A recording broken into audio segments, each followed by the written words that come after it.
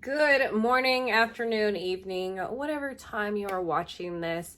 Let's finally break into some new makeup that has been sitting in my drawers for, I don't know, for too long. It's a YouTuber problem because I buy these things to review on my channel and then time gets away from me, and before I know it, it's like it's not even relevant anymore. Times Ariel brush collection. The packaging is absolutely phenomenal, beautiful, absolutely gorgeous. I know most of you are diehard brush lovers, fanatics, just like me. So I did get my hands on this. It's sold out. They've had 2 releases now and it's completely sold out. I hope they end up bringing it back again if, you know, we're impressed with these, but that's kind of where we are at. It was only, not only, but $98 for the whole set, and I love the complete vibe of this. This is something that, you know, you don't see a lot with brushes, are these beautiful nude colors. These are just, they're all so beautiful. Now, all of them are natural haired brushes, except for the foundation brush, which this is the foundation brush, which is a synthetic hair, which I totally get. Foundation does apply best with a dense synthetic hair brush, as well as, from my experience, cream products. But the contour brush is actually a natural haired brush. I'd imagine this is like sable or goat hair. I don't know. I don't know all the details about it, but natural hair brushes are great for powders. But this is made for cream contour, so we'll see how it goes. I've already applied my base, which is, well, my primer. I did my Fenty Beauty Hydrating Primer, as well as my Supergoop Unseen Sunscreen SPF 40, which I'm obsessed with. This is the second one I've bought, and I bought the biggest one. It's my favorite sunscreen thus far. Now, I broke into I tried this for the first time yesterday. This is the Ilia Super Serum Skin Tint Broad Spectrum 40 Sunscreen. I love that it has sunscreen in it. I've been saving this for, I was going to do a foundation series, and now I have a completely different idea with the whole foundation series, but I've been trying this out for one day, and I did apply this with a brush, and I was kind of not that crazy about it. Now, my shade is the shade Diaz. I'm a light to medium skin tone with a neutral undertone, and they state that you need to mix this really, or shake it really well before you apply. I used it with the brush yesterday, and I was kind of like, I don't know if a brush is the best way to apply this. And I also feel like the shades go darker if you get this, because I thought I was doing such a good job, and this is just so light. But I'm going to do a completely separate video on this once I know more about this foundation, like the top 5 things you should know about the Ilia Skin Tint before you buy it. But day number 1, baby. Day number 1, which is funny because we're not even going to, I actually think this really applies better with your fingers. And that is just completely applied with my fingers. If you need any coverage whatsoever, this is not the product to buy. This is a very light, super lightweight, I mean, it literally looks like you have nothing on. It's definitely more like a moisturizer with just the tiniest little hint. Very hydrating, very moisturizing. I've never really used anything like this before. Almost dropped it. Really cool packaging, super expensive. I think it's like $50. So I will keep you guys posted with that. Okay, let's go in with a cream contour. I am absolutely obsessed with the Huda Beauty cream contour, but I've had this one sitting in like my makeup basket untouched, and so I've been really interested to see how this works. I used it yesterday, and yeah, let's keep going. It's a fraction of the cost of any of the other ones I have. ColourPop usually comes through that way. And I got the shade dark. I like to go a little bit darker with my cream contour because from my experience, it ends up buffing out. Let's use this brush and see how it works.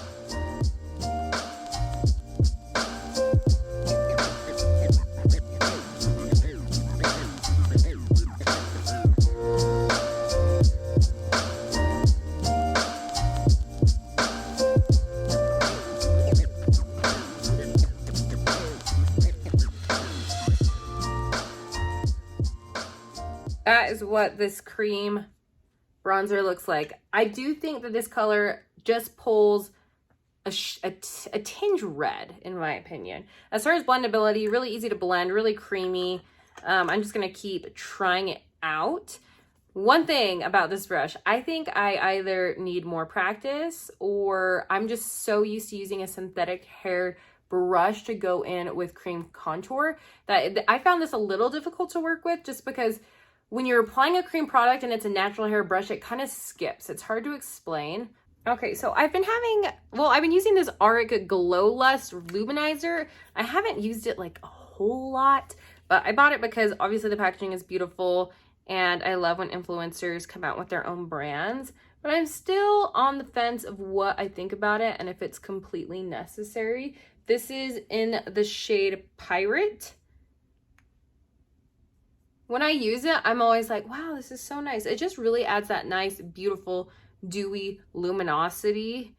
So if you're going for those like no makeup days, I mean, you could literally, this is it. You could do the skin tint, the cream contour, the highlight, then you're good to go.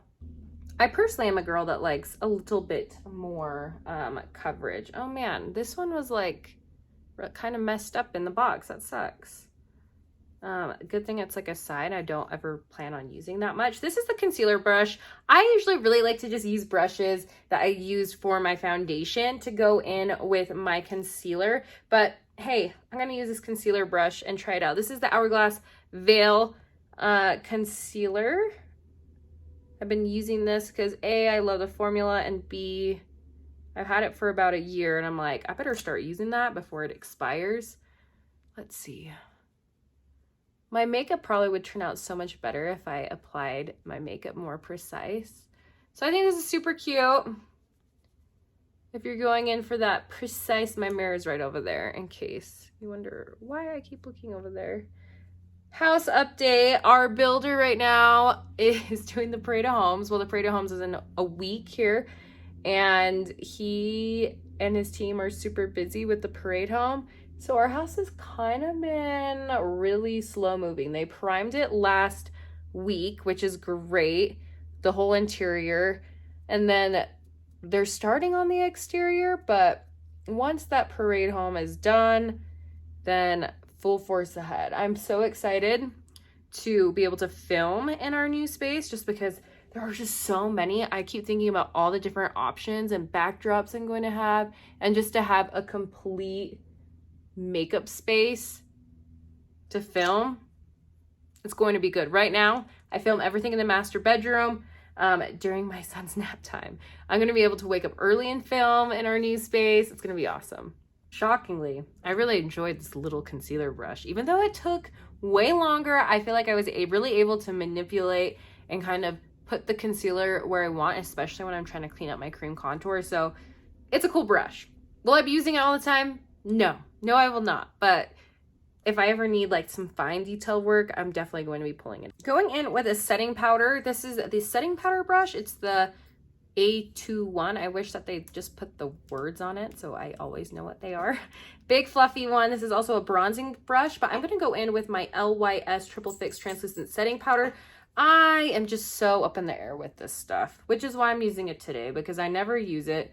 I just feel like it's a little too mattifying. My absolute favorite setting powder is the Hourglass Ambient Lighting setting powder. It has just like those little ambient crystals in it, and it really just is a dry skin dream.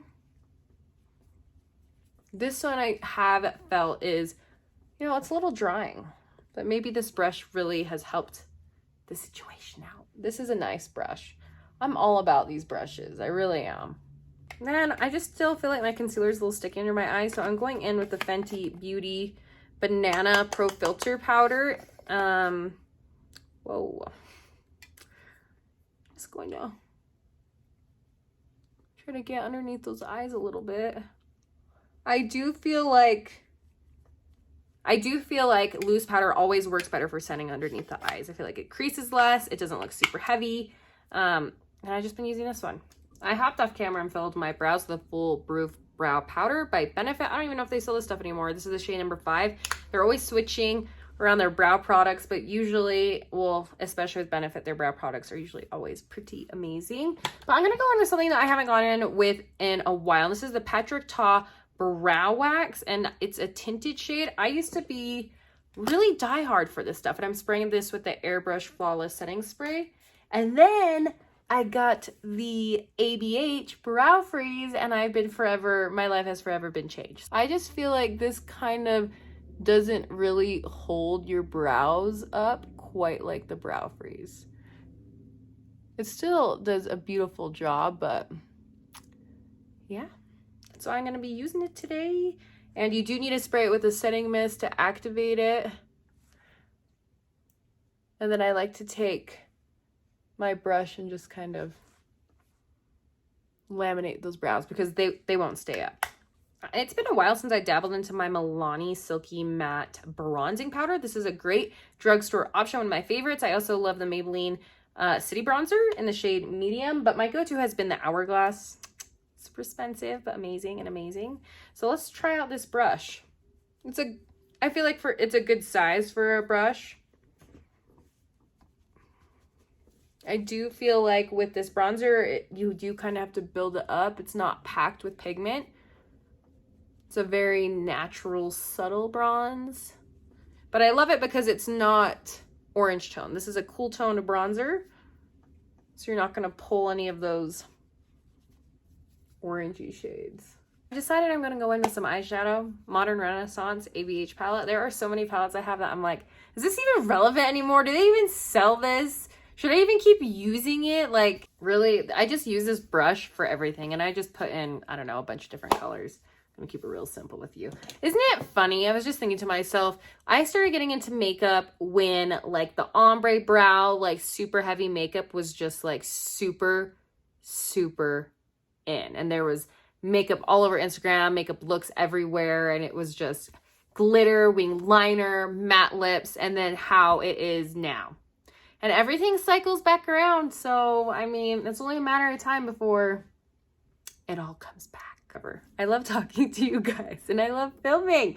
I have two blushes. I'm not going in with a highlight. I don't know what it is lately. I have not been doing a highlight very often. I feel like all these products that I use kind of have this natural highlight, whether it's the setting powder or like, I don't know. I just feel like things are naturally, I guess I use the Auric Glow Lust. So I did kind of use a highlight, but other than that, I'm not going to go in with a powder highlight.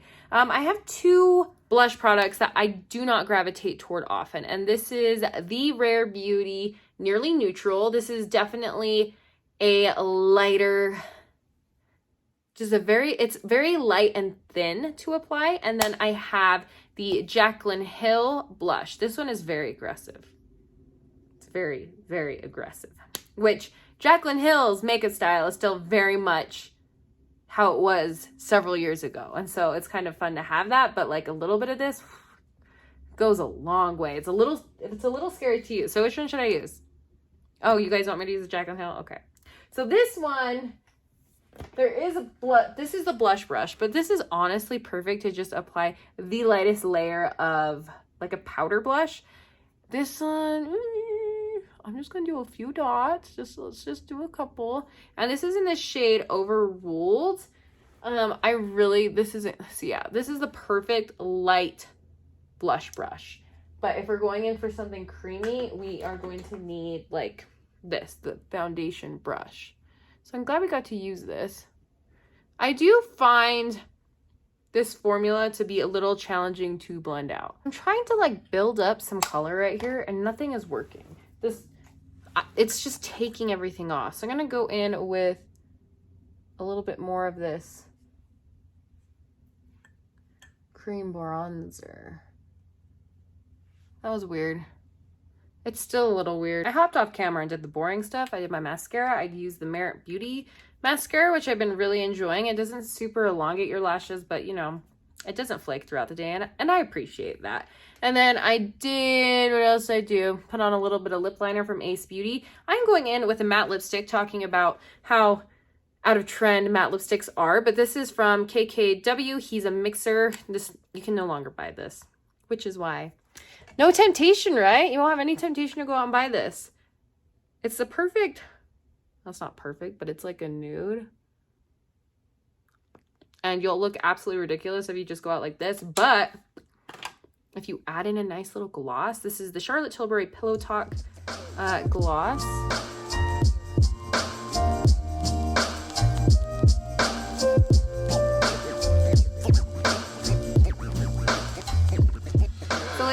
there's a few things I haven't been doing. I haven't been using a setting mist very often.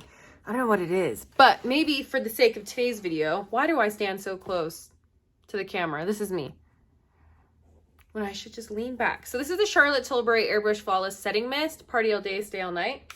I am very up in the air about this product. I don't know if it's worth the hype. The smell's kind of odd.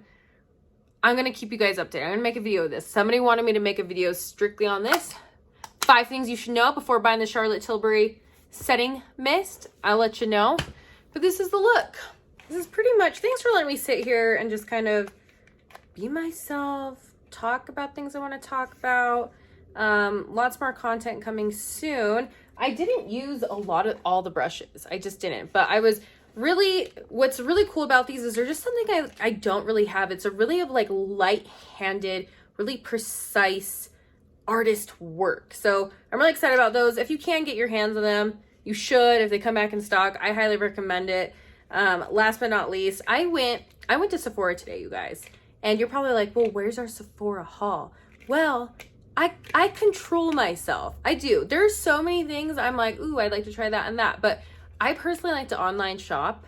I can really just like scope things out. And granted, this is good and bad for a number of reasons, because sometimes my shade, I choose the wrong shade on Sephora sometimes.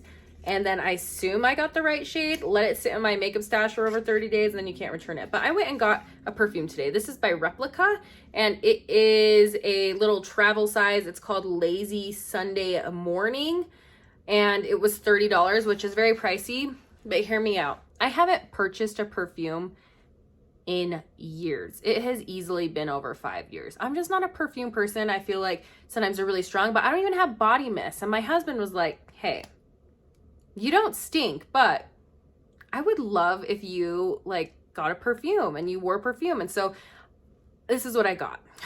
We're gonna see how it goes. I'm just gonna put it, I just want one little spray. I don't know. I'll tell you what, my son was spraying a bunch of like, I don't know, a bunch of scents in the store, and I thought this is one I would really like. Hey guys, thank you so much for watching this video. Do not forget to subscribe. Do not forget to like this video, and I will see you guys next one. Bye.